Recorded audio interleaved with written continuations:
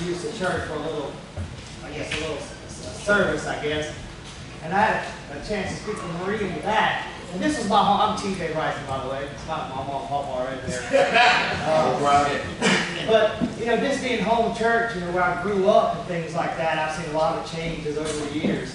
But there is an amazing spirit in this church. Thank you, Lord. I've got some demons and some trials and some tribulations going on outside those doors. Looking at the last month or so, coming to those doors, it's like the world just stopped. So what you guys are doing in this church, it is from an outsider coming in, it shows.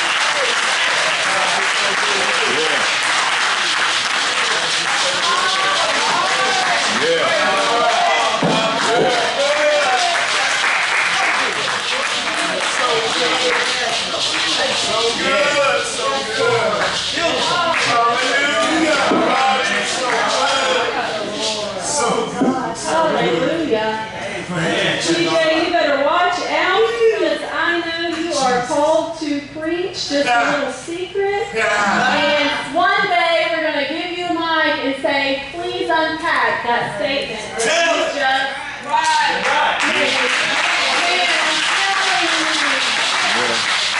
is that place that you run to? Where is that place that you go to? Not to escape the present, but to still be present in His presence. We're not trying to escape His presence. But where is that place that you run to? On Sunday mornings, that place is here. On Wednesday night, that place is here. But where's your place on Monday, Tuesday, Wednesday, Thursday, Friday? These doors aren't open. Where is that place? Listen, tomorrow I will be 40. So today is my last day of being 39 years old. And I'm telling you, I'm not coming this morning with a lot of fluff. So you're just going to have to put your seatbelt on and we're just going to dive in. And I don't have really fluff for you. There's a passage in Matthew 24. It foretells the destruction of the temple. First of all, look, I had to put some flowers up here for my birthday. Some people are telling me how to celebrate. This girl here and this girl over here. This girl here, when it's their birthday, they want the whole world to know. So I brought me some flowers this morning to celebrate everybody, okay? I'm learning. Even if I have to bring my own flowers, I'm going to celebrate. And I'm going to let you celebrate with me. We're talking about today, be present. Yes. Reality is okay. You know why? Because God is in it. We're not going to the book of Matthew, but I was challenged with Matthew this week. It foretells the destruction of the temple. The church is interpreted that as a prophetic passage about the end times. I don't necessarily believe that I find that completely accurate anymore. Come on. But nonetheless, Jesus did foretell the destruction of the temple and what that, and that really eventually was going to happen. Rome was going to be destroyed. The ones wreaking havoc were going to be taken. In order to remain, you had to be ready, alert, and keep watching. The neighboring enemies were lurking, waiting to take Rome down, but Jesus was telling His disciples how to remain. Jesus came to the earth to show us how to be human again. The world had lost the human touch, what humanity was really supposed to be. So Jesus was telling His disciples how to remain. And like Noah and his family remained during the flood. They weren't taken. The wicked were taken. Noah's family remained. So many times we're ready to escape. We want to be taken out of situations, taken out of trials, taken out of tribulation. But God is telling us to remain this morning.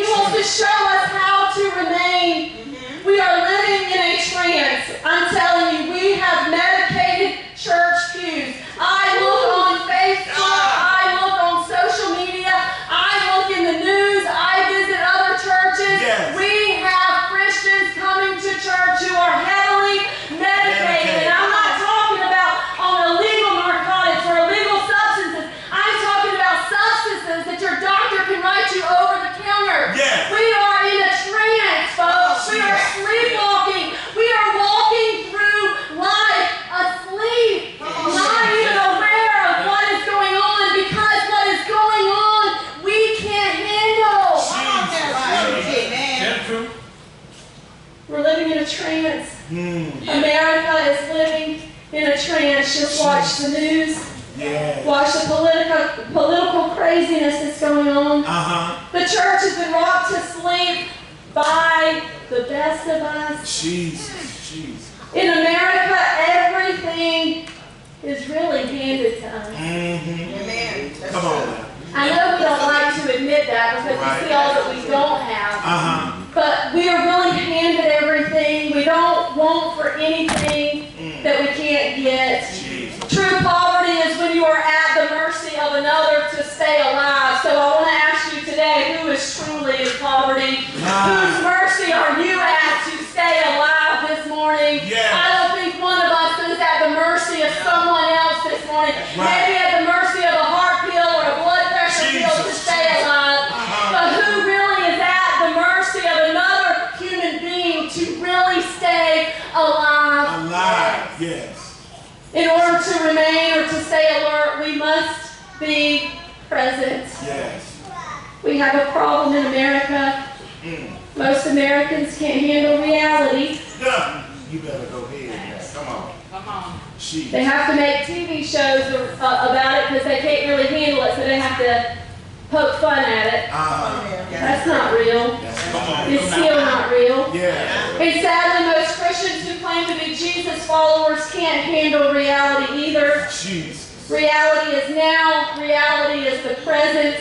Many of us use a variety of vices to help us escape being present. We use substances such as alcohol, pills, drugs, or food. We use people such as friends, spouses, our children, our co-workers.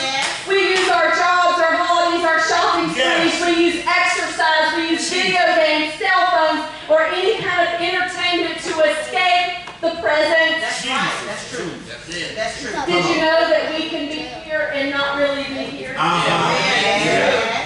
It's one thing to escape the present as a child. Listen. Make it plain. This is real.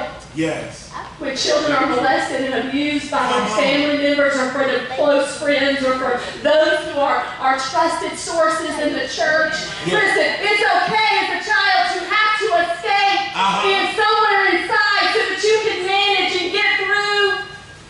Right. It's okay to hide from bullies who make fun of you or whatever you have to do to survive as a child and an adolescent. But guess what? When you grow up, those escape mechanisms must be explored. Your childhood must be healed. Your voice must be found. What happens is we're rocked to sleep from reality as children and into our teen years. We're told to act right and to be good. Don't say much. Don't talk too much. But we're never told or told how to wake up, how to stay alert, how to be sober, and how to keep watch. Why do we need to be present? Look around. Look at your neighbor. Look who you're here with today. Look who you rode here with. Look who you're sitting by today. Look around. Why do you need to be present? Look around. Look around. Oh, Jesus. Thank you, Lord. Why do we need to keep alert? Because the enemy is looking to destroy us. Look around and all of those around us. Oh, Jesus. Oh, Lord. Thank you. If we're watching, if we're present, we will not be taken away and swept away like the people in Noah's day. We will remain. My prayer is not take me quickly, Lord. My prayer is keep me on this earth as long as you want to so I can teach that next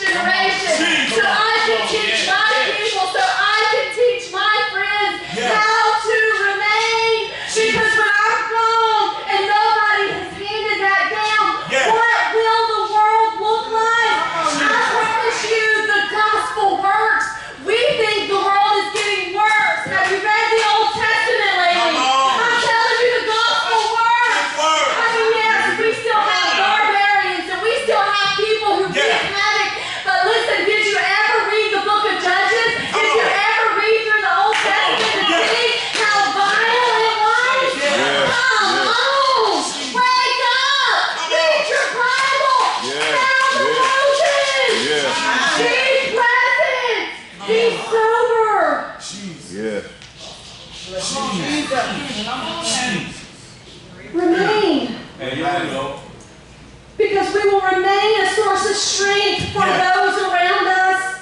We will remain constant. You will remain full and overflowing. Full and overflowing. Full and overflowing. If you are not full and overflowing, come see me. Come see my friend. Come see my other friend. Listen, we've got to move this thing forward. We can't keep our fullness to ourselves. We can't fill up to the tip top and say, I'm going to keep it all right here. If it spills over, I might lose it. Only when it flows over and over and over again is when you continue to be filled up. Hallelujah. Hallelujah. You will also cause other people to be present. We are all too familiar with escaping the reality of the present. Tell it. Reality really is okay. Because God is in it. Come on. If God is in the here and now, why are we trying to escape? Can we not handle it? And I'm not making light of that. I'm telling you, there are some things we need to process. We need to process grief. We need to process tragedy. We need to process missed opportunities and mistakes that we make. Because we're not perfect. We need to process those things. So I'm not saying there's not times for brief escape. But I believe we can still be present. We are told to watch, to keep watch, to stay awake, to be ready and to be present. Now, the next slide is Luke 12. We're going to run through 3 of these. I have come to set the world on fire, and I wish it was already burning. He's not talking about hell here. Verse 50, I have a terrible baptism of suffering ahead of me, and I am under a heavy burden until it is accomplished. Next slide. I set it up to where we skipped a few verses. Go back and read it. Those are important too. 54 says this. Then Jesus turned to the crowd and said, when you see clouds beginning to form in the west, you say, here comes a shower, and you are right. Hurricane is coming, right? They're right. We can see it. The astronauts from the sky saw it. They're right. They can see it. Verse 55, when the south winds blow, you say, ooh, it's going to be a scorcher today. Guess what? They're right. When that little thermostat goes up and we walk outside, we know, ooh, they were right today. They might have missed it by 1 degree, but they were right. And it is. The next slide. You fools. You know how to interpret the weather signs of the earth and the sky, but you don't know how to interpret the present time. Why can't you decide for yourselves what's right? I had an opportunity to teach a class at Second Baptist on Thursday. It was at the Celebrate Recovery. The name of the lesson was Crossroads, and you kind of give the lesson, you make it yours. One thing in there, step 10, was taking personal inventory. And I kind of read through the lesson, and it dawned on me. We're not taking moral inventory. Come on, man. We're taking personal inventory. For so long, we check off the moral side and think we're doing pretty good. But what about that personal inventory? There's a difference. There's a big difference. There's a huge difference. Again, the next slide, Pat, it's verse 49, and it says this, I have come to set the world on fire, and I wish it were already burning. I think that's what we feel like whenever we're singing that song, Abide in You, Lord, hide in You, Lord, rest. I love how Alicia sang it, and then Jade sang it, and then Krishanda sang it, and I wanted to say, shut up and let me sing it. Listen, we're singing inside of me. I'm burning. Get out. And I thought, do I really have to wait till all 3 of them ladies finish singing so that I can start singing? Listen, it's with a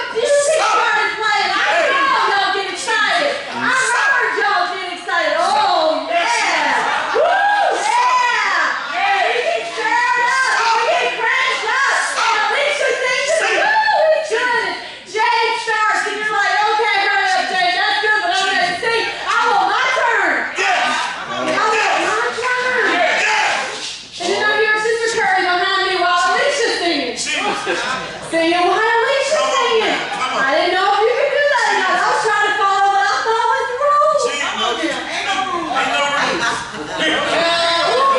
You know, sometimes we think we got to wait to get our praise on. Come on. You know, sometimes we think we have to wait till the atmosphere is just right. Sometimes we think there's fire in our belly. We should just sit right here for a minute before we get it out. Somebody else might not can handle it. Woo! Guess what? You might not can handle it. This fire that's down deep inside, he said, I wish it were already burning. Woo! Hallelujah! Hallelujah!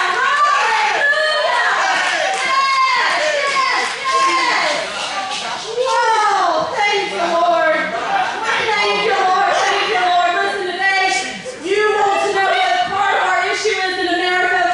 Come We on. can only see through one of three lenses. Come on. We either see through the past, the present, or the future. Which one do you see through? Take personal inventory of yourself today. Not moral inventory. Take your personal inventory. What lens are you looking through? The past, the present, or the future? Hallelujah. In order to live in the fullness of time, Come on, man. we must do deep work so that we can live our lives with more meaning and purpose. Yes. Redeeming the time. You know what that means? Hey, it means to make the most of every opportunity. Yes. To do that, we must be present Yes. in reality. Jesus. Pat, the next slide. Everyone in this room can find themselves in this one group. Jesus.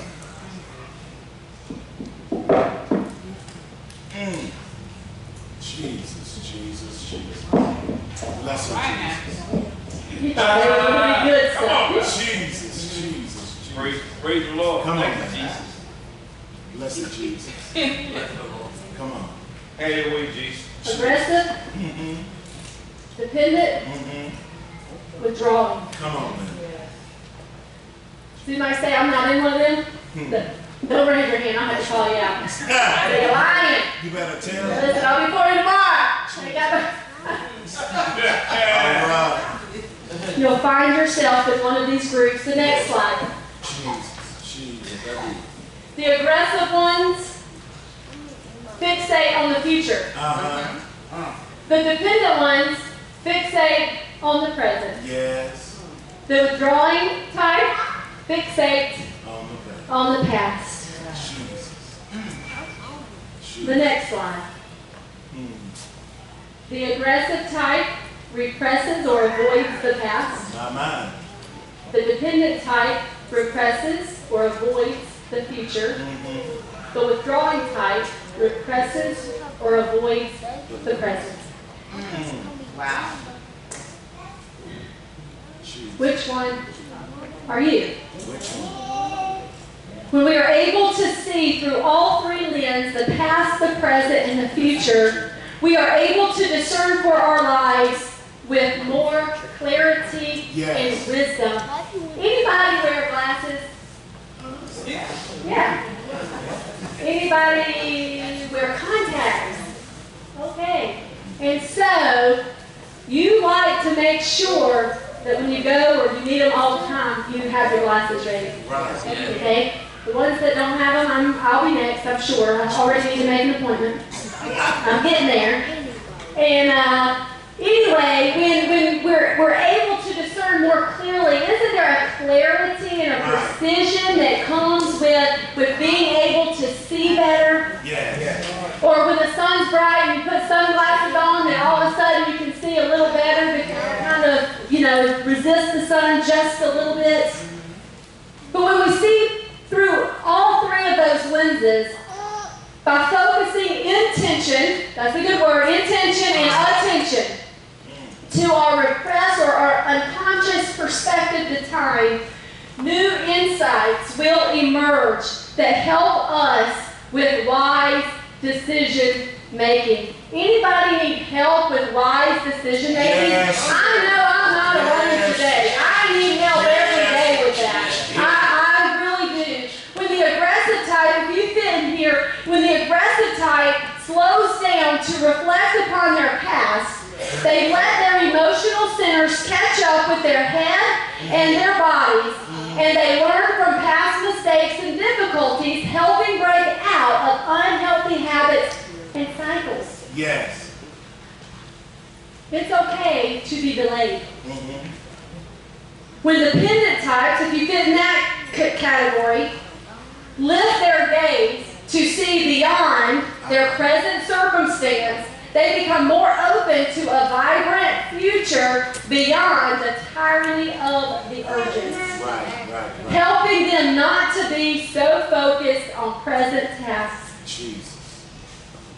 When the withdrawing types, if you're in that category, choose embodiment in the here and now, they become more aware of what is rather than what could be, helping them resist unhealthy, retreating tendencies. Jesus. When we cultivate all three perspectives Yes. on time, we live in the fullness of time. Jesus. The present is here. I can touch the present. I can be in the present. I can experience the present. Really, when you think of it, the past and the future doesn't exist. Come on now. It does, but it doesn't. Come on. This, Where we are? we're living in the present. Right. But people that are the dependent type, that are so focused on right now, can't see where they're going. Jesus. And so to lift your gaze to see for the long shot. Yes. You know when we become better together is when we have an aggressive type and a dependent type and a withdrawing type in the same circle. Yes. Because the withdrawing type teaches the aggressive type how to slow down. Yes. The dependent type teaches the withdrawing type how to be present. And the withdrawing type, or the aggressive type, helps the dependent type learn how to look forward. Yes. You see how our circle of influence needs to be expanded? Because listen, I don't need everybody like me. Right. Right. The blind leads the blind. We both fall in the ditch. Right. That's what happens. Jesus. And so when we cultivate all three perspectives on time, we can live in the fullness of time. We can't have that exclusive from each other. Come on. We have to be better together. We have to Yes. be together in order to be better. Our experience of time then transforms the ordinary time to extraordinary time. Jesus. When we have a deep understanding of how the past shapes us, when we truly embody present to here and now, and when we cultivate a healthy vision for the road ahead, our present minutes become moments of presence. Yes. His presence. Your presence. Right. You'll find in the scriptures where Jesus moved slowly through the crowd. Jesus. I be hightailing it in certain places sometimes. Getting my stuff and going. Because I got somewhere to go. Jesus. Somewhere to be. And I know there's moments like that, but if you live your life in a hurry like that all the time, we're not experiencing the presence. Presence. I heard this week somebody say when we learn to be present, and I think present is with all three of those lenses. Not just the present, but through all three of the lenses. When you learn to be present, you will experience the real presence of God. We will spend our time more wisely. In so doing, we live our lives with more meaning and purpose. The next slide is our last scripture text, Luke 11, Your eye is a lamp that provides light for your body. When your eye is good, your whole body is filled with light. But when it is bad, your body is filled with darkness. Make sure that the light you think you have, get that, the light you think you have is not actually darkness. If you are, is that possible? Could you have light that's dark? If you are filled with light, with no dark corners, that means you have to look around at all your space. You can't escape it. You can't skip over it. I think there's times that you have to get around things and come back to them. Right. If you are filled with light with no dark corners, then your whole life will be radiant, as though a floodlight were filling you with light. To me, that sounds like Jesus said, I wish the whole world were on fire, or that it was burning already. Yes. Full and overflowing.